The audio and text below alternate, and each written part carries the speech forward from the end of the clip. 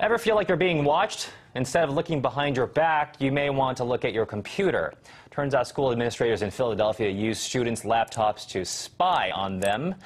Alex Jones is a radio host. He joins us from Austin, Texas to talk about this topic. Mr. Jones, I was reading this story about the Philadelphia school officials, and first thing that came to my mind was how dumb they were to really even come out and admit that this was even going on in the first place.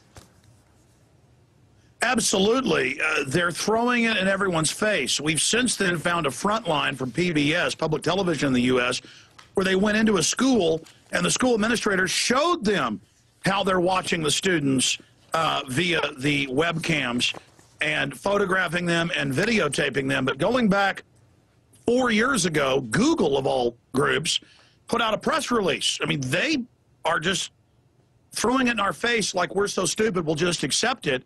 If they just put this 1984 development right out on the table, kind of hidden in plain view, Google said that they were launching software where the microphone and video cameras that are on all new computers, the last 4 or 5 years it's been put in all the new systems, where they watch you and listen to you using keyword software, because they can't have millions of people physically listening and transcribing. It's NSA echelon type systems that if a dog's barking, Google pops ads up on your screen for dog food or dog toys or dog treats. That was the example that Google itself used. And then 3 years ago, I discovered the federal government, through grants, is paying all over the U.S. for public schools, even private schools. It's giving them the taxpayer-funded laptops enabled with this software and encouraging the schools to watch them in the school when they're at home. And the principal in this Philadelphia school said, look, I've seen you doing naughty behavior. We don't know if it was drugs or what it was at home, and it was calling students in. So they think that 1984 is completely kosher and acceptable and just throw it in people's face. So you hit on the key there.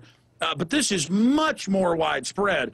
It's come out that the FBI, well, back in 1996, the federal government ordered through the Telecommunications Act that all new cell phones by 2001 be tracked in real time. The government can dial in even when your phone is off and listen to you. They do this without warrants. Wow. And so now our media, our government is just announcing this, saying Big Brother is watching you at a level much worse than what George Orwell envisioned back in 1948. And we have detailed articles up at Infowars.com and PrisonPlanet.com that break this down. And I would tell people, 4 years ago, with Google's own press release about this, they didn't believe me. But now people are really starting to find out what's happening.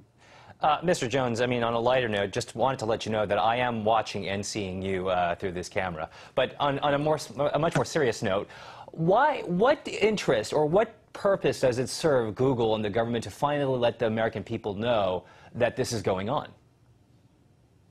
Because they want to start using it on a widespread basis. They want to use it in court without warrants.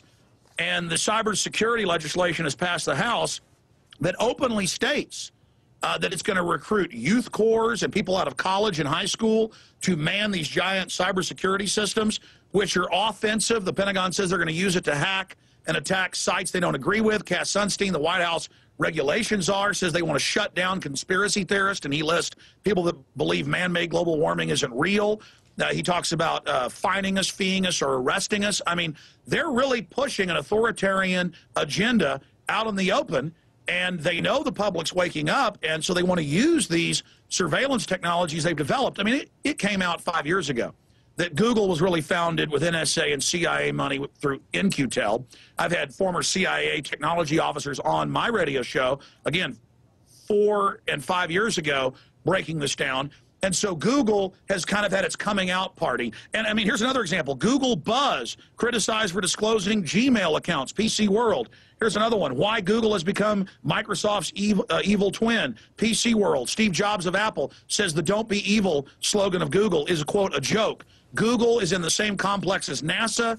Google has sold itself as this loving, friendly organization because it's really the Pentagon and the Anglo-American establishment. And they're now coming in saying that if you use Buzz, they're going to track who you email, who you talk to, what you do.